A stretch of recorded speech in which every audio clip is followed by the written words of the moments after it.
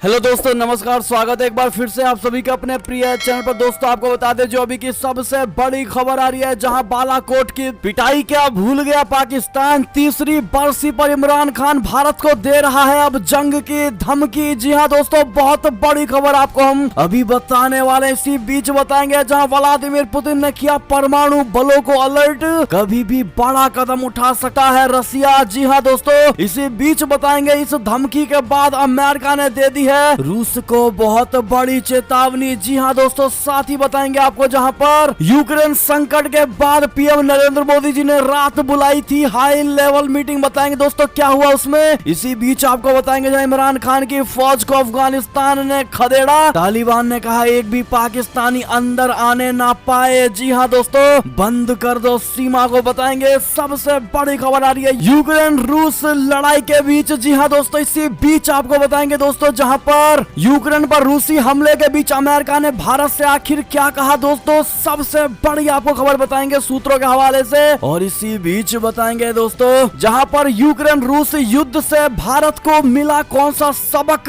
Defence expert ने उदाहरण देकर समझाया है कि यूक्रेन और रूस के बीच जो युद्ध हुआ है उससे भारत को क्या सीख मिली है। जी हाँ दोस्तों, आपके साथ अभी हम शेयर करने वाले हैं दोस्तों। और ऐसे ही खबरों में आपको बताएंगे जहां वाराणसी में विपक्ष पर बरसे प्रधानमंत्री नरेंद्र मोदी जी, कहा काशी में की गई थी मेरी मृत्यु की कामना। जी हाँ दोस्तों, इसी बीच 24 करोड़ लोगों को बड़ा इंतजार, 12 दिन बाद होली गिफ्ट देने वाली है मोदी सरकार। जी हाँ दोस्तों, कैसे मिलेगा वो गिफ्ट दोस्तों और क्या है वो गिफ्ट, तो हर तरह की जानकारी अभी हम आपको देने वाले हैं दोस्तों। तो आराम से बने रहिएगा वीडियो के अंत तक। और अभी खबरों में आगे बढ़ने से पहले हमेशा की तरह मानते हैं कि मोदी जी हाँ तो हर चीज संभव है। भारतीय सेना है तो अपना देश गर्व से जी रहा है और आपको भी भारतीय होने पर शान है दोस्तों। और मानते हैं कि अपना भारत देश नंबर 1 देश है और भारत की विदेश नीति भी नंबर 1 है। तो इस वीडियो को भी कर दीजिए लाइक, चैनल को कर दीजिए सब्सक्राइब, बेल आइकन दबाइए, साथ ही कमेंट बॉक्स में लिख दीजिएगा जय हिंद। जी हाँ दोस्तों, तो चलते हैं पहली और सबसे बड़ी खबर की तरफ, जहां बालाकोट की पिटाई भूल गया पाकिस्तान। तीसरी बरसी पर इमरान खान भारत को जंग की धमकी दे रहा है। जी हाँ दोस्तों, बड़ी खबर आपको बता दे जहां पाकिस्तान बालाकोट एयर स्ट्राइक में पड़ी मार को पूरी तरह से भूल चुका है दोस्तों।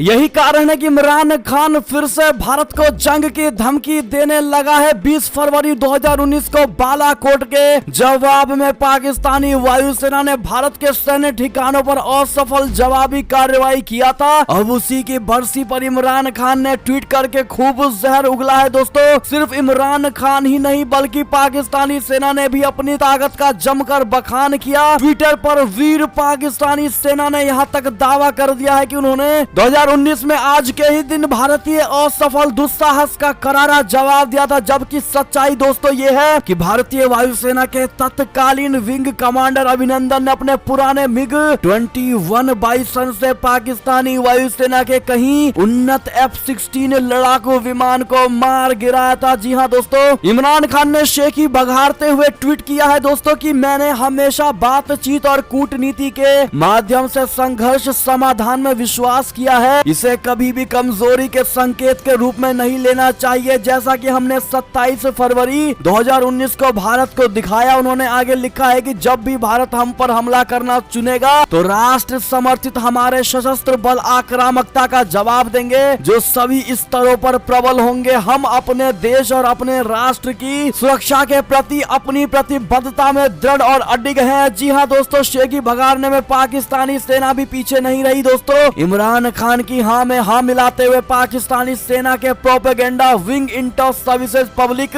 रिलेशन ने ट्वीट किया है कि आज ऑपरेशन स्विफ्ट रिटॉर्ट की तीसरी वर्षगांठ है, जब पाकिस्तान सशस्त्र बलों ने भारतीय असफल दुस्साहस का करारा जवाब दिया। हालांकि पाकिस्तानी सेना ने ये बताना भूल ही गया दोस्तों कि बालाकोट एयर स्ट्राइक के बाद उसी के रक्षा मंत्री ने कहा था कि हमारी वायुसेना तैयार थी लेकिन अंधेरा होने के कारण वो कुछ कर नहीं सकी। दोस्तों इतनी बड़ी बेइज्जती इमरान खान और इमरान खान की सेना करवा लेती है दोस्तों, और उनको इस बात का अंदाजा तक नहीं होता है। वो सोचते हैं कि दुनिया उनकी करतूतों को भूल चुकी है, लेकिन नहीं, भारत को सब याद है। क्या आपको याद है दोस्तों? कमेंट में जरूर बताइएगा। और शेखी जिस प्रकार से इमरान खान बघाड़ते दोस्तों, आप ये ट्वीट देख पा रहे होंगे, ऐसे में आपकी क्या राय होगी दोस्तों इमरान खान के ट्वीट को देखने के बाद? कमेंट में जरूर बताइएगा। और ये बात इमरान खान को रियलाइज जरूर करवा दीजिएगा दोस्तों कि उस दिन क्या हुआ था और भारत ने मुंह तोड़ जवाब दिया था इसका। चलते अगली बड़ी खबर की तरफ दोस्तों, लेकिन वीडियो जरूर लाइक कर दीजिएगा, जिन्होंने लाइक नहीं किया है प्लीज शेयर कर दीजिएगा वीडियो को। दोस्तों अगली खबर की बात करें, जहां बड़ी खबर, व्लादिमीर पुतिन ने किया परमाणु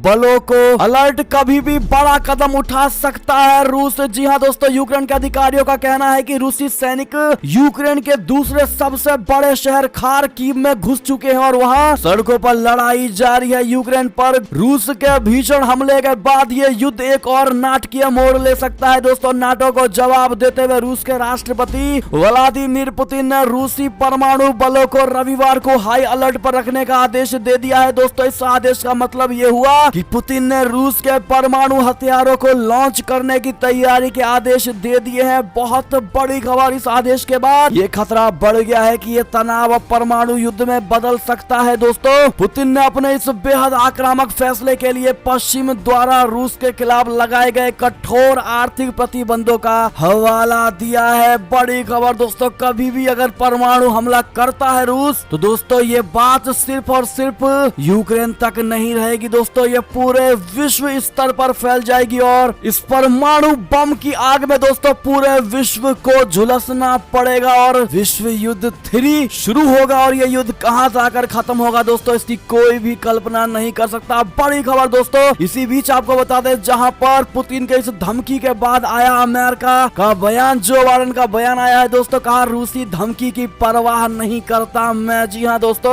अमेरिका ने ऐसे समय में यूक्रेन की मदद की है दोस्तों जब रूसी राष्ट्रपति व्लादिमीर पुतिन ने न्यूक्लियर डेटरेंट फोर्स को अलर्ट पर रहने को कहा है। इस अलर्ट के बाद पूरी दुनिया में हड़कंप मचा हुआ है दोस्तों। पश्चिमी देशों ने इसे तीसरे विश्व युद्ध से पहले ही आहत करार दिया है। ऐसे में दोस्तों अमेरिका ने साफ कर दिया है कि वो ऐसे धमकियों की परवाह नहीं करता। यानी कि दोस्तों अमेरिका पहले तो धमकियों की परवाह नहीं करता है, लेकिन अगला देश जब एक्शन लेता है दोस्तों उसके बाद अमेरिका की जो हालत होती है दोस्तों वो देखने लायक होती है। क्या कहते हैं आप लोग और कितने भाई बहन मानते हैं कि अब अमेरिका सुपर पावर नहीं रहा? जो बाइडेन की बातें अब हवाबाजी ही लगती है। कमेंट में आप लोग जरूर दोस्तों अपनी राय दीजिएगा इस मुद्दे पर। अगली खबर की बात करें, जहां पर प्रधानमंत्री नरेंद्र मोदी जी ने यूक्रेन संकट पर की हाई लेवल मीटिंग। जी हां दोस्तों, इस मुद्दे पर हुई चर्चा हम आपको बता दें, जहां पर रूस और यूक्रेन के बीच तेज होती जंग के बीच हालात खराब होते नजर आ रहे हैं दोस्तों, जिसका असर अब भारत समेत दुनिया के बाकी देशों पर भी पड़ने लगा है। बदली परिस्थितियों में भारत के स्टैंड पर चर्चा करने के लिए प्रधानमंत्री नरेंद्र मोदी जी की लीडरशिप में हाई लेवल मीटिंग की गई है दोस्तों। इस बैठक में विदेश मंत्री डॉक्टर एस जयशंकर, विदेश सचिव हर्षवर्धन श्रृंगला,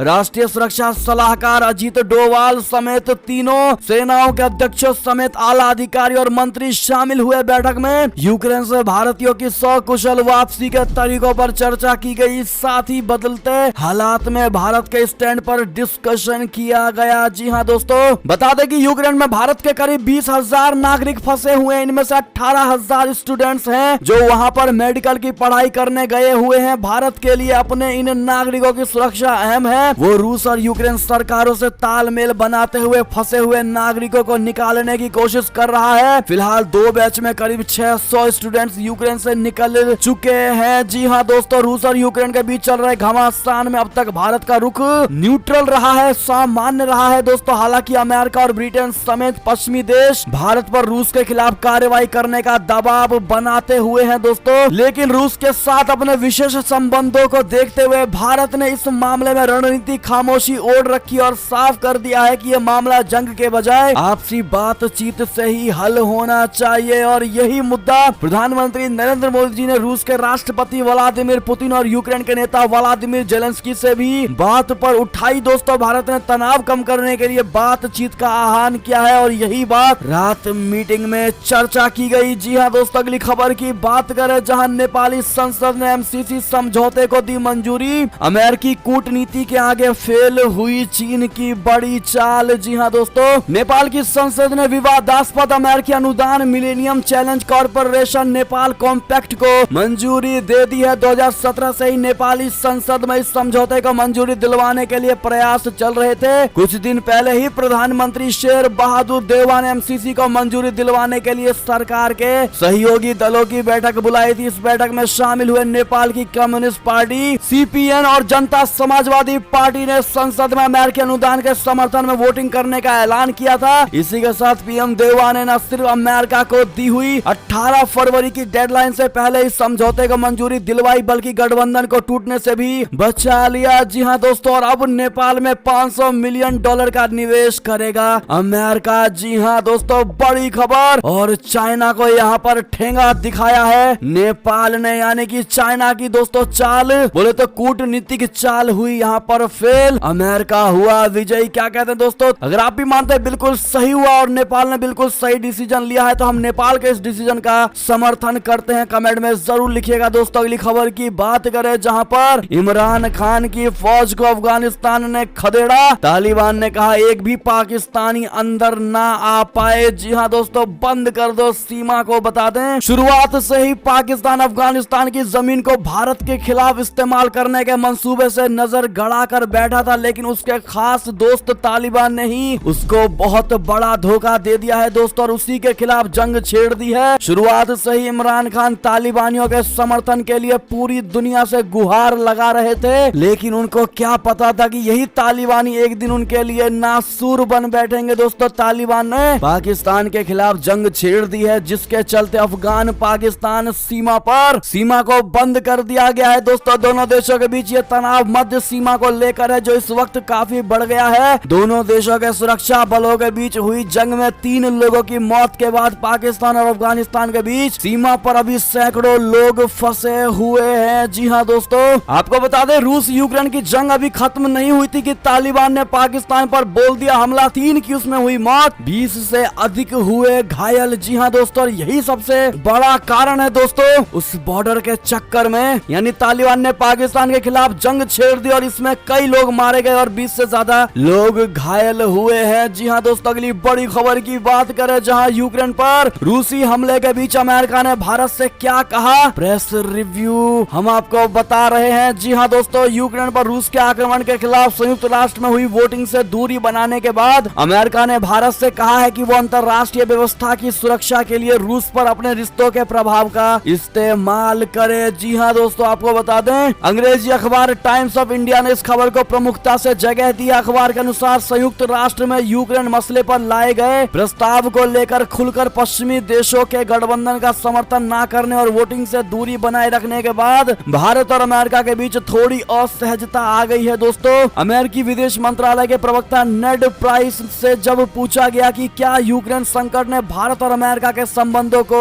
तनावपूर्ण बना दिया है, क्योंकि भारत के रूस और अमेरिका दोनों से ही अच्छे संबंध है। इस पर नेड प्राइस ने कहा है कि अमेरिका ये समझता है कि भारत की रूस से रिश्तों की प्रकृति अमेरिका से उसके संबंधों की तुलना में बेहद अलग है, लेकिन उन्होंने कहा कि अमेरिका ने भारत पर भरोसा जताते हुए उससे कहा है कि दुनिया भर के देश, खास तौर पर वो देश जिनका रूस पर प्रभाव है, उन्हें अपने प्रभाव को अंतर्राष्ट्रीय व्यवस्था की रक्षा के लिए इस्तेमाल करने की आवश्यकता है। यानी कि दोस्तों, अमेरिका कहना है कि भारत को रूस की खिलाफी करना चाहिए दोस्तों, और रूस के इस आक्रामकता को पूरी दुनिया के सामने भारत को उजागर करना चाहिए। लेकिन दोस्तों, भारत की हमेशा से एक ही नीति रही है दोस्तों, कि भारत ने हमेशा दिमाग से काम लिया है, हमेशा बुद्धि का इस्तेमाल किया है। इसीलिए दोस्तों, चाणक्य का देश हमारा भारत कहलाता है। अमेरिका जैसा नहीं कि बस जो कह दिया वो भी नहीं किया, लेकिन भारत जो कहता है वो करता है। बेशक भारत देर से कहे, लेकिन करेगा वही है। यही भारत की नीति सबसे अच्छी नीति है, और इसी वजह से आज भारत की विदेश नीति दोस्तों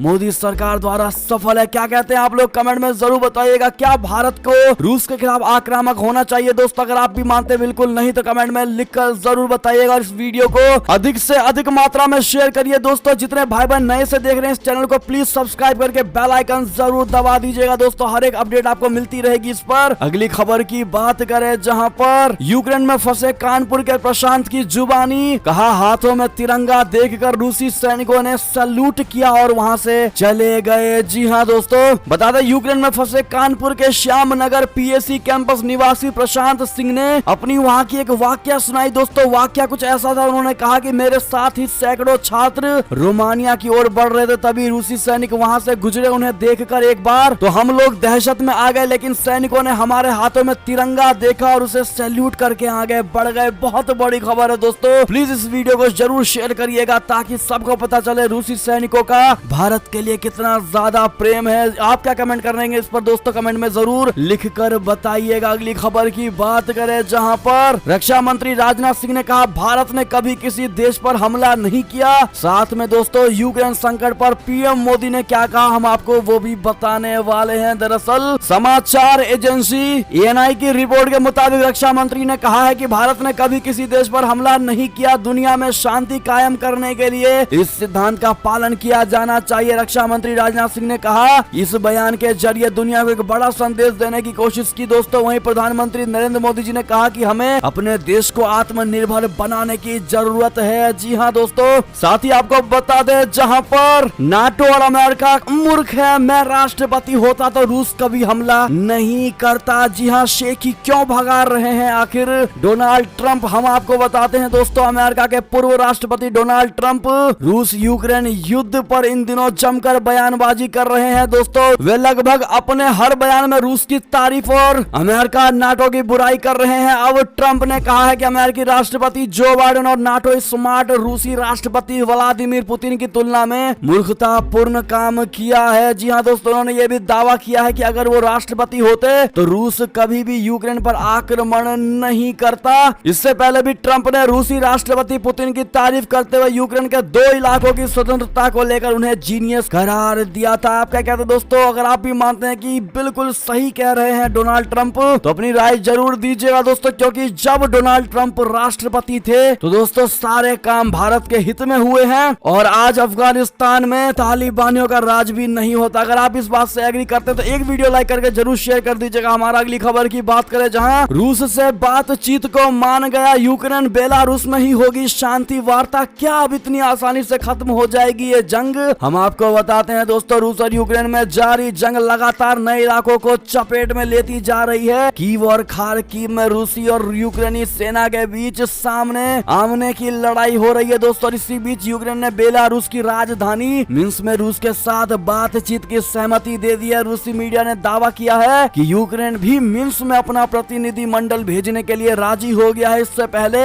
यूक्रेनी सरकार ने रूस के साथ बातचीत के लिए किसी अन्य देश का चुनाव करने की शर्त रखी हुई थी। जी हाँ दोस्तों, इसी बीच आपको बताते जाए यूक्रेन रूस युद्ध से भारत को कौन सा सबक मिला है दोस्तों, क्या सीख मिली है? डिफेंस एक्सपर्ट्स ने उदाहरण देकर बहुत बड़ी जानकारी दी है दोस्तों। दरअसल रूस हमारा बहुत अच्छा दोस्त है, यूक्रेन भी हमारा बहुत अच्छा दोस्त है और अमेरिका भी हमारा बहुत अच्छा दोस्त है। ऐसे में किसी का पक्ष लेना बहुत मुश्किल हो जाता है दोस्तों। और इस लड़ाई के बाद एक बात तो साफ जाहिर है दोस्तों कि हर देश को अपनी लड़ाई खुद लड़नी पड़ती है। इस लड़ाई ने ये साबित कर दिया है दोस्तों कि यूक्रेन के राष्ट्रपति ने अपनी क्षमता को नहीं पहचाना और वो दूसरों के कंधे पर बंदूक रखकर गोली चलाने की सोच रहे थे। उन्हें उम्मीद थी कि नाटो, अमेरिका और अन्य पश्चिमी देशों से मदद मिल जाएगी, लेकिन आखिर क्या हुआ हम सब देख रहे हैं दोस्तों। इस लड़ाई से एक सीख हमें मिलती है, आत्मनिर्भर भारत यानी कि दोस्तों इंडिपेंडेंट इंडिया। जी हाँ, बहुत जरूरी है। सुरक्षा के मामले में हमारे लिए आत्मनिर्भर होना बहुत ही जरूरी है दोस्तों।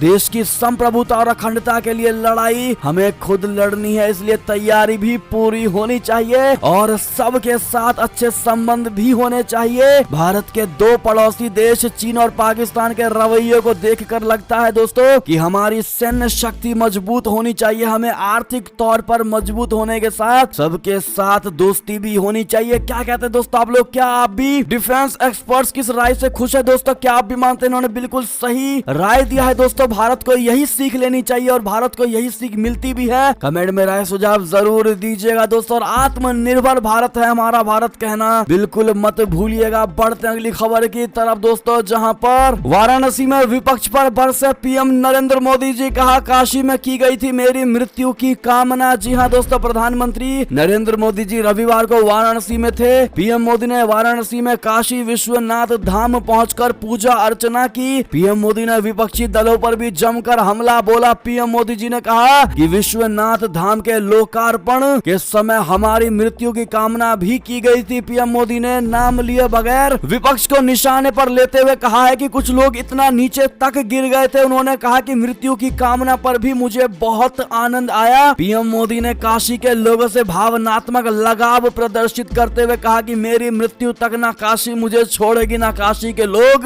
अगर भक्तों की सेवा करते चला जाओ बताऊं तो उससे बढ़िया आखिर क्या होगा। पीएम मोदी ने बीजेपी कार्यकर्ताओं को संबोधित करते हुए कहा है कि ये जिंदा शहर बनारस है, परिवारवादी लोग इसे नहीं समझ सकते कि यहाँ से मुक्ति का मार्ग खुलता है। पीएम मोदी ने कहा कि मरते दम तक काशी की सेवा करता रहूंगा। काशी विश्वनाथ धाम भी पहुंचे और पूरे विधि विधान के साथ श्री काशी विश्वनाथ मंदिर में पूजा अर्चना की। ऐसे में दोस्तों बड़ी ही भावुक होकर के पीएम मोदी ने ये बड़ी बात कही। ऐसे में एक लाइक जरूर कर दीजिएगा हमारे वीडियो को और शेयर करना मत भूलिएगा दोस्तों। कृपया करके मोदी जी के इस भावुक वाले बात को सुनते हुए दोस्तों लॉन्ग लिव मोदी जी जरूर कह दीजिएगा। बढ़ते अगली खबर की तरफ जहां स्वामी प्रसाद मौर्य पर बरसे सीएम योगी आदित्यनाथ जी किया अब तक का सबसे बड़ा दावा। जी हां दोस्तों, यूपी के मुख्यमंत्री योगी आदित्यनाथ जी ने सपा और स्वामी प्रसाद मौर्य के खिलाफ परोक्ष रूप से जमकर हमला बोला। उन्होंने कहा कि पूरे प्रदेश में बीजेपी की आंधी चल रही है जो चुनाव के छठे और 7वें चरण में सुनामी में बदल जाएगी। आपको बता दें दोस्तों, इस सुनामी में दगाबाज और दंगाबाज दोनों गायब हो जाएंगे और बीजेपी 300 पार के लक्ष्य को पूरा करके प्रचंड बहुमत की सरकार बनाएगी। मुख्यमंत्री शनिवार को फाजिल नगर में बीजेपी प्रत्याशी सुरेंद्र सिंह कुशवाहा के समर्थन में जनसभा को संबोधित कर रहे थे। जनता से सीधा संवाद करते हुए मुख्यमंत्री योगी आदित्यनाथ जी ने पूछा कि 5 साल में फाजिल नगर, कुशीनगर, गोरखपुर मंडल या पूर्वी उत्तर प्रदेश में कोई दंगा तो नहीं हुआ? दंगा वाले कहां चले गए? क्या दंगावादी पार्टी आनी चाहिए? आज दगाबाज दंगाबाजों से कैसे मिल रहे हैं? इनको जवाब देने के लिए तैयार रहिए। उन्होंने कहा कि 5 साल पहले दुर्गा विसर्जन पर बवाल और छोटी छोटी बातों पर अराजकता फैलती थी। जन्माष्टमी का ढोल नहीं निकल पाता था, लेकिन 5 साल में तो कोई दुस्साहस नहीं कर पाया। यही बीजेपी का दंगा मुक्त और भय मुक्त का वादा था जिसे हमने पूरा किया। जी हां दोस्तों, सीएम योगी जी ने कहा कि हर जिले में विकास और बुलडोजर की आवाज सुनाई दे रही है। हर जिलों में 2-4 बुलडोजर मरम्मत के लिए भेजे गए हैं। जी हां दोस्तों, इनको रिपेयर किया जा रहा है। 10 मार्च के बाद इनका उपयोग होगा। क्या कहते हैं दोस्तों आप लोग, किसकी सरकार आएगी उत्तर प्रदेश में? क्या भगवा लहराएगी? क्या मोदी जी की लहराएगी? क्या योगी जी मुख्यमंत्री बनेंगे? कमेंट में जरूर अपनी राय दीजिएगा दोस्तों। देखते हैं क्या कहती है भारत की जनता। साथ ही अगली खबर की बात करें दोस्तों, जहां पर करोड़ों किसानों के लिए बड़ी खुशखबरी की खबर। इस योजना में कराया है रजिस्ट्रेशन तो अब मिलेगा बड़ा फायदा। दरअसल केंद्रीय कृषि मंत्री नरेंद्र सिंह तोमर ने शनिवार को किसानों को फसलों का बीमा कराने के लिए प्रेरित करने के उद्देश्य से एक राष्ट्रव्यापी अभियान की शुरुआत कर दी है। उन्होंने कहा है कि अलग अलग मदों में किसानों को सरकार की ओर से होने वाले भुगतान की व्यवस्था को दलालों और बिचौलियों के चंगुल से मुक्त कर दिया गया है। इस योजना की अगर आप भी समर्थन करते हैं तो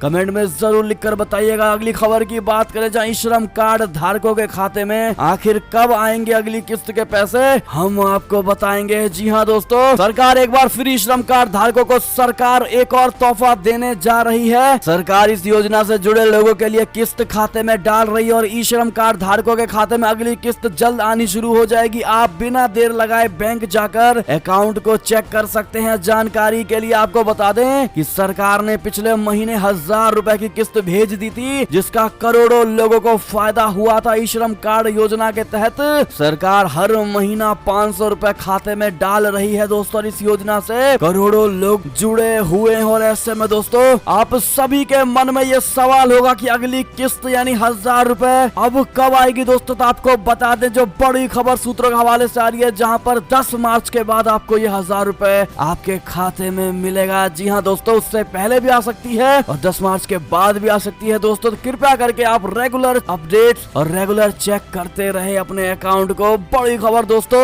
अगली खबर की बात करें, जहां पर 10 से 15 साल पुरानी कार को मालिकों को बहुत बड़ी राहत सरकार ने जारी कर दी है। ये नए दिशा निर्देश दरअसल दिल्ली परिवहन विभाग ने 10 से 15 साल पुरानी कारों के लिए नया दिशा निर्देश जारी किया है। दिल्ली ट्रांसपोर्ट डिपार्टमेंट ने नेशनल ग्रीन ट्रिब्यूनल के निर्देश के अनुसार प्रतिबंधित क्षेत्रों को छोड़कर अन्य राज्यों के लिए सभी डी रजिस्टर्ड 10 से 15 साल पुराने डीजल वाहनों के लिए अनापत्ति प्रमाण पत्र जारी करने का निर्देश दिया है। यानी कि दोस्तों दिल्ली में 10 साल से अधिक डीजल और 15 साल से पुराने पेट्रोल वाहनों को बैन कर दिया गया। इन वाहनों को कबाड़ से बचाने के लिए दिल्ली सरकार ने रेट्रोफिटमेंट और देश के दूसरे शहरों में वाहनों के पंजीकरण के लिए एनओसी हासिल करने का विकल्प दिया है। ऐसे में कितने भाई बहन दिल्ली रजिस्टर्ड गाड़ी का इस्तेमाल करते हैं, कमेंट में जरूर बताइएगा। अगली खबर की बात करें दोस्तों, जहां 24 करोड़ लोगों को है इंतजार, 12 दिन बाद होली गिफ्ट देने वाली है मोदी सरकार। जी हां दोस्तों, अगले महीने EPFO फाइनेंशियल ईयर 2021-22 के लिए PF पर ब्याज दर को लेकर बड़ा फैसला करने वाली है। 11 और 12 मार्च को असम की राजधानी गुवाहाटी में बैठक होने वाली है दोस्तों। केंद्रीय श्रम मंत्री के मुताबिक इस अहम बैठक में ब्याज दरों के